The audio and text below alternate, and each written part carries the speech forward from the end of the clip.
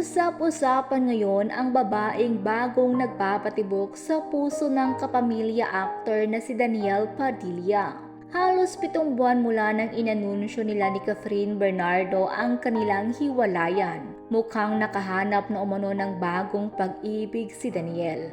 Matatandaang mainit na pinag-usapan ang hiwalayan ni Danielle at Catherine dahil hindi ito inaasahan ng marami. Lalo pat mahigit 1 dekada rin silang magkarelasyon kung saan nakilala rin ang kanilang tambalan bilang Katniel.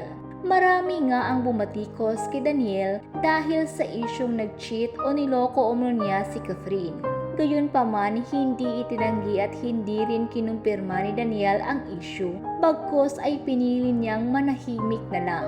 Ngunit muli ngang usap-usapan ang buhay pag-ibig ni Danielle matapos ibunyag ng showbiz talent manager na si Ogie Diaz na di umunoy may bago nang nagpapatibok ngayon sa puso ni Danielle. At ang babaeng ito ay hindi nga raw basta-basta dahil nagmula ito sa isang mayamang pamilya sa Batangas. Hindi lingid sa kaalaman ng marami na laging nagpupunta sa Batangas si Danielle. Sa katunayan, sa Batangas din niya ipinagdiwang ang kanyang 29th birthday noong April 26. Samantala, nabanggit nga ng co-host ni Ogie sa youth vlog niyang Showbiz Updates na di umunoy may bago nang nililigawan si Danielle na isang rich girl sa Batangas.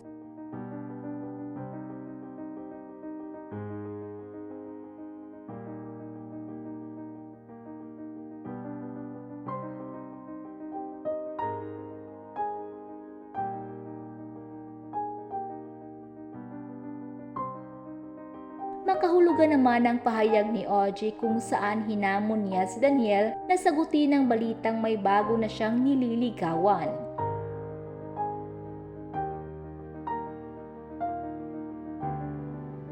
Samantala, umani ng samot-saring reaksyon mula sa netizens ang balitang may bagong nililigawan si Danielle. Ayon sa netizens, wala umanong problema kung naka-move on na si Danielle dahil naka-move on na rin umano si Catherine na ngayon ay bali-balitang nililigawan ng kapuso actor na si Alden Richards. Habang may ilang netizens ang hindi naniniwala na may iba na si Danielle dahil kung matatandaan mukhang hindi pa raw naka-move on si Danielle matapos siyang magmura sa kanyang birthday performance dahil nakahanap agad ng iba si Catherine. Gayunpaman, hinihintay ng marami ang pahayag ni Danielle hinggil sa isyong may bago na siyang nililigawan.